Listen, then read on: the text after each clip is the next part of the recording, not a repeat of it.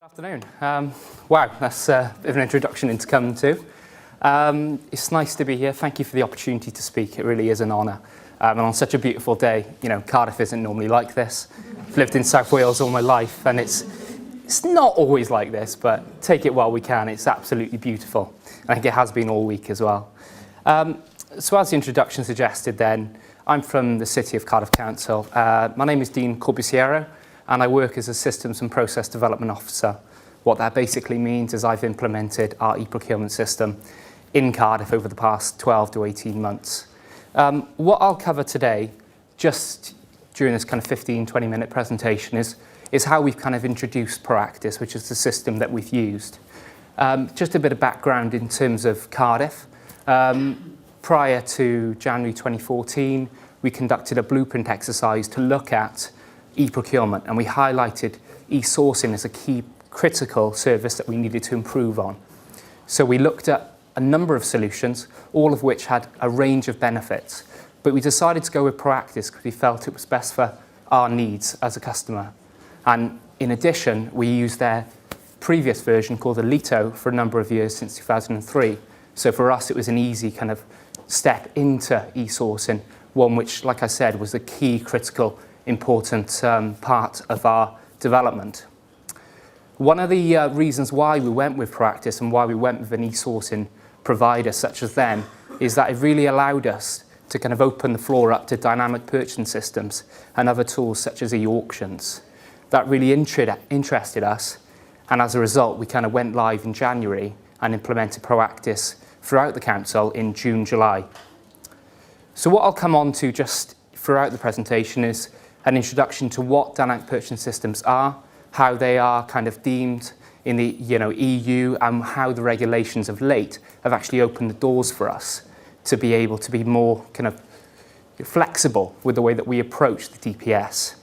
And then, as was said there by Emma, we'll look at the two projects that we've run with in the last 6 months, one of which is our passenger transport home to school project, and a second there is our residential and nursing brokerage scheme.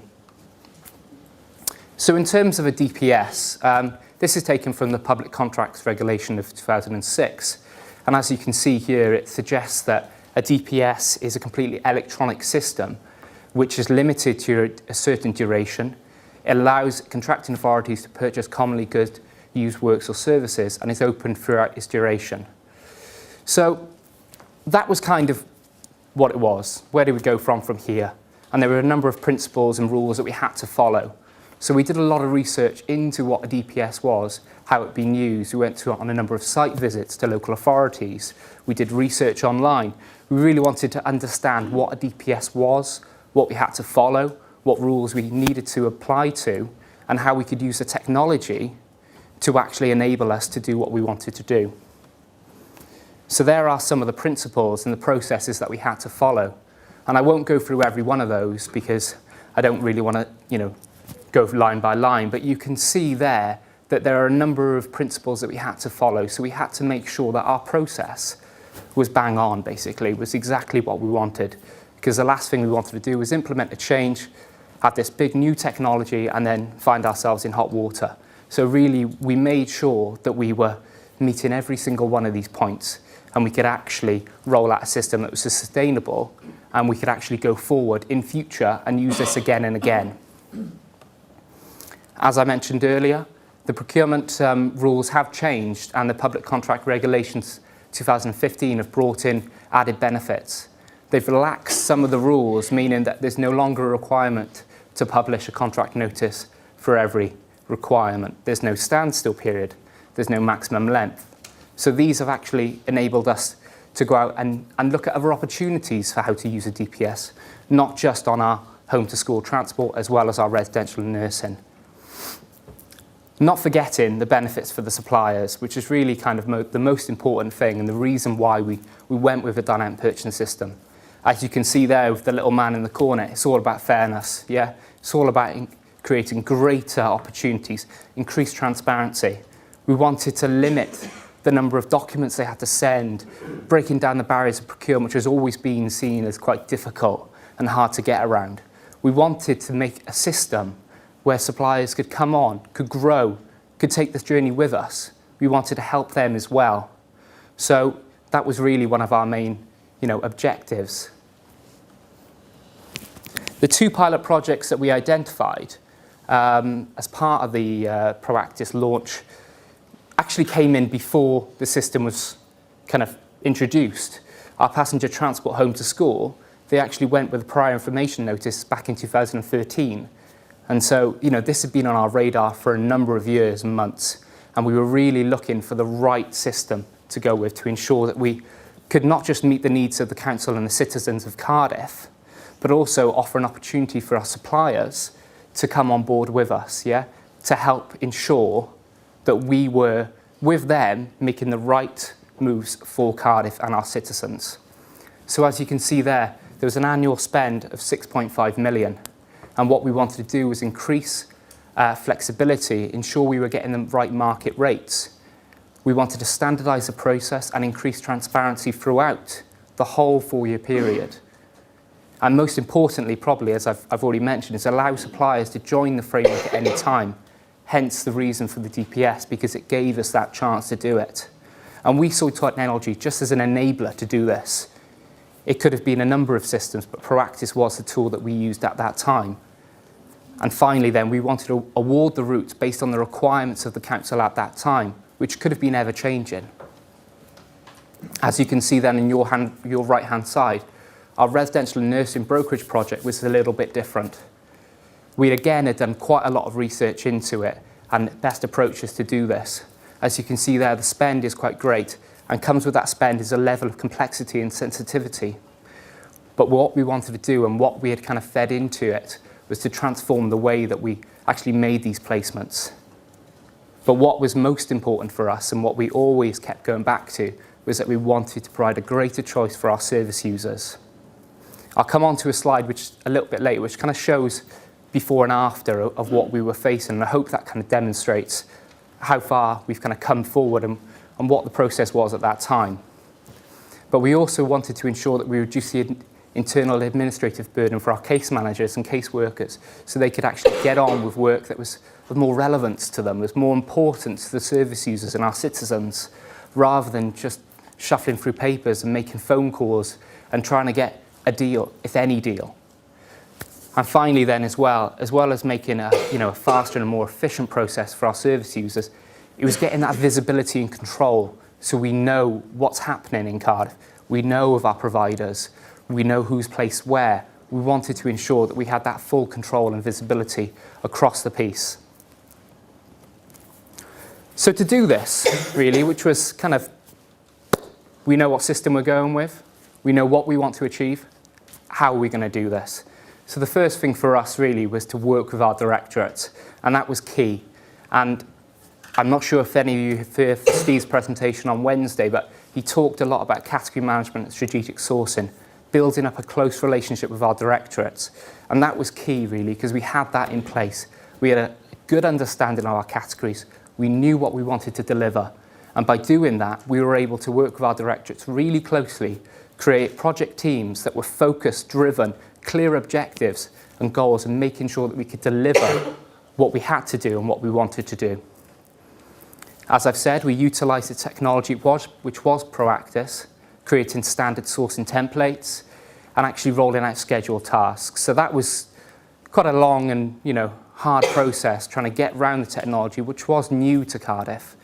So that was a difficult time in trying to understand what the best process was, how we would use the technology, how could we break down the barriers for suppliers, how could we make it easy. We were trying to kind of think of all these requirements in one while developing this process. What we wanted to do was make sure that our suppliers and providers in the marketplace were aware of this. So what we did is we worked closely with Business Wales, which we have done not just on these projects, but a number of others. And we ran Meet the Buyer events. And in this, we tried to explain our process, which was quite difficult because they would see it as a way of trying to cut costs. But that wasn't our key driver. Even though some of the savings that I'll come on to later do suggest that, it was about trying to introduce flexibility into the marketplace, trying to get our suppliers to come on the journey with us. So these Meet the Buyer events were really critical to doing that. And Business Wales were absolutely fantastic in facilitating those for us. To support these, and prior to the launch and actually during, we actually developed detailed training guidance which were attached to every single opportunity that we published. We ran e-auctions training to ensure that they actually knew what they were doing when they went on at that time. 12 o'clock on the 1st of April, what do I do? I'm on this system, I've never seen it before in my life, what do I do? We wanted to make sure that they were there, they were ready, they knew what to expect. They knew if they had any problems, how they overcame those. So that was key for us. So working in partnership, both with Proactis and Business Wales, made sure that we were ready for that opportunity and ready for the time that we did go live. So in terms of passenger transport, and this kind of flow chart just shows the process of how suppliers would join the DPS and then how we would call off the DPS as a buyer. So it's important to notice that the advert is published on Sell to Wales, which is Wales' national procurement portal, and it remains there until the end of the contract or the framework. What suppliers were able to do was view the details, view the documents, view any information, and view the contact. So if they needed any kind of reassurance of what they wanted to do, they could contact us, and we were very open with them that they could do that. The supplier was redirected to Proactis, where they were shown how to actually complete their PQQ, their quality response. When that came into us, we would evaluate against that, and if they were successful, we'd award them onto the DPS. But if they weren't, we'd go back with some guidance, some feedback for them, and we'd say, you can apply again. It's constantly open. This is not a closed door. Once suppliers were actually added onto our DPS, we could call off from that. So in terms of the contract, we have a master contract, and underneath there's 4 particular lots for our requirement. So under a particular lot, we would have a requirement for a certain school or a route, and we would offer that out to those suppliers which are registered and met our quality threshold on the DPS. The suppliers would then come on board and submit an initial bid. And then after that, a 60-minute auction would start. And what we stressed in the Meet the Buyer events is please do not get into competitive and testosterone bidding, where you're going down, down, down by 1 penny, 2 penny, because we need to make sure that the contract that you've given and the price that you've given is sustainable for you to carry on for that duration. So we really stress that to them. And in fact, we didn't actually see a lot come down from the initial bid, which is surprising, because they would come in with what they wanted, and then they'd maybe tweak it based on where they were in the ranking. With the auction, it had the facility to extend every time there was a bid within the last couple of minutes. So on one of the first auctions, it ran for 2.5 hours. So we were there, we didn't quite know what to do, we were just running with it. Do we cancel it? Do we call it? We ran with it because suppliers were just getting used to it. As the process ran on, you found that the auctions came down in time and suppliers got a little bit more used to what they were doing. And then finally, we would award to the successful supplier. So this process is still existing now, and it will until the end of the DPS. And as I said, the most important thing is that the opportunity is constantly available. What it does as well is that suppliers that have registered or applied before, their submissions will be saved, so they don't have to go through that same process. They can just tweak them as they want. So it is really trying to make it so much more easy for the suppliers. So here is the, just coming on to the residential and nursing, here is the slide that kind of showed how it was, and I hope it comes across quite chaotic, because that's what it was. You can see here now on your left-hand side the service users, and at that time they were confused. They didn't know what the process was. There was no formal way that they could get in touch, and they felt like their requirements weren't being met in the current process. And as you can see in the middle, this kind of hopefully represents our council officers. And on some occasions, generally on a Friday afternoon for some reason, they would have to phone up multiple homes. Sometimes you get the same home receiving calls from multiple council officers. That created confusion and chaos in the marketplace, to the point where there was a lack of consistency, and we weren't sure what was getting best value for money. We couldn't guarantee that. So what we wanted to do, as I touched upon earlier, was introduce a system which was flexible, both for the service user, the council officers, and the care homes that had been registered and approved on our dynamic purchasing system. That is a very similar process to how I refer to as the passenger transport, where suppliers are directed to Proactis where they would register, and then we would call off from that DPS. And this here now is hopefully representing what it is at present. So you can see there the needs of the service user are highlighted in an IA, an integrated assessment, which really documents what the needs are, whether or not they have dementia or whether or not they need a certain relevant piece of care or the number of days. We wanted to make that, apparent from the offset. We consulted with the family as well to ensure that, all the right details were met and put in the opportunity, whether that be in a certain area or the family was here. We wanted to try and give as much opportunity for the service user's needs to be met. This came into a central team, which is our brokerage team, and they have gone through quite a big learning curve actually from what they were doing previously, which was phoning up council homes on a Friday afternoon, trying to make sure the best price, sometimes going to the same home because they know they've got vacancies. They actually did this all electronic, and we trained them on this. So there's a small team that sit in our offices just down the road here that actually put on all the opportunities. And that's why making sure that our development was key, that we gave them the right training, all our standard processes and tasks were there for them, so it was a repetitive process that they could go through.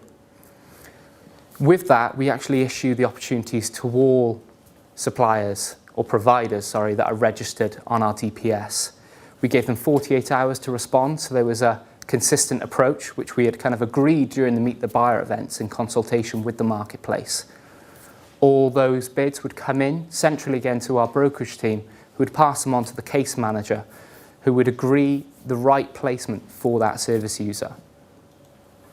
That was critical and has been all along, and it's about giving greater choice to the service user. And we certainly hope that this new process has allowed service users to have greater choice in the marketplace of where they want to go. So to summarise, back to the passenger transport of where we are now, we've got 60 suppliers registered on our council passenger transport DPS, and that number continues to grow. It may have grown since I've walked across from the bay. The DPS, as I referred to earlier, is open to new and unsuccessful suppliers, and we do try to give feedback, positive feedback where required, so that they can actually come back on board and actually grow as a company. And I know you mentioned there about the SMEs, that's critical for us as well. They can grow with us, that they can actually go into other areas of the business. If they just are a cab firm and they want to go into minibuses, this will give them the opportunity to do that, to grow as a business. The savings there you can see are through running the auctions and through creating the DPS. And just quickly on the auctions, they're generally seen, I'm not sure if anyone agrees with me, as met with a bit of hesitancy in Wales in terms of the use of auctions. These were the first we actually used in Cardiff, and we were hesitant as well about using auctions to actually award. But what we found through doing the development, working with Proactis and Business Wales and getting the suppliers in, is that we could actually break down those barriers. We could simplify the process. So that is just like buying a pair of shoes on Amazon. It is that easy for the suppliers to submit a bid. And as a result of this, we have been awarded the Best Public Sector Procurement Project 2014, which obviously is fantastic. And as you can see there in the corner, that's Steve Jarrett, who's our passenger transport manager, and a couple of our representatives for procurement. That kind of shows the project team togetherness that we had throughout. And as you said there, we've been nominated for the Procurement Award, which we're very hopeful for tonight. Just on the residential and nursing, this is just a few points to note. The number of accredited homes registered for both residential and nursing is in excess of 100. So we've really given that opportunity then. The number of opportunities successfully secured via Proactis is probably around the 200 mark at the moment now, because this was taken as of the 1st of March. We do issue them on a daily basis, numerous ones, and because of the timescales and the 48 hours that we've assigned, we're able to have a faster outcome for our service users, which is of critical importance, because our service users may be in desperate need of home care. And you can see there our savings then for 2014-15 at 231,000, and our full year effect is for 672. I must add here, the savings are calculated by comparing the average score of the bids, or the average price of the bids received, against the lowest bid that we received as well. So where next for us as a City of Cardiff Council, and where next can we bring in e-procurement and use the tools? As I've just highlighted there, those 2 pilot projects are exactly that. They're pilots. That's not it for us, I hope to say. We are looking at every opportunity, and it's not now, are we going to use e-procurement tools? It's, well, why are we not using e-procurement tools? Why are we not using a DPS? Why are we not looking at e-auctions? So that is really the greater use of e-procurement throughout the organisation. And to kind of support that, we've got quite a detailed rollout of a training plan, which we're looking at all areas, whether that be SRM, how we manage our supplier, ensuring that we're getting the right accurate information, how we're running our sourcing events. What I'll come on to then is our contract management and also our dashboard and reporting, and we get in the right MI out of the system that we need to make reasoned judgments that can feed into our category plans and our category management process. The advertisement of low-value procurements is key for us and something that we're looking to roll out in the next couple of months. The use of advertisement, as Sell to Wales can show, can be great. It can get to everyone.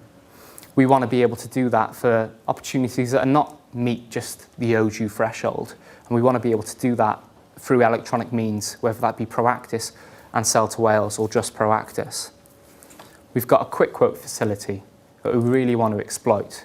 So this gives us the ability to go to the market, whether they be for a number of widgets or whatever, and just get the price back quickly. So we've got clear visibility, we've got an audit. We can ensure that we've used technology to perform the role of sourcing, just simplifying the procurement process, which can be, at times, quite mind-boggling, especially for someone who's not a professional. And as I mentioned above earlier there, we are working with the University of South Wales, which we have a close relationship with, to operationalise contract management. And we're looking to automate. We have a contract management plan that we use for procurements in excess of a certain value, and we're looking to bring that electronically. We're looking to develop electronic key performance indicators that we can monitor against. We're looking to be able to give managers dashboard reporting, see where there are any issues, and log those. And we want to maximise the use of technology in every single opportunity and every contract that we do or every sourcing event. Like I said, I don't think that the use of e-procurement or the use of DPS or e-auctions should be questioned. I think it should be welcomed. Why not? Why not go ahead? I'd like to thank you for listening to me. So thank you very much.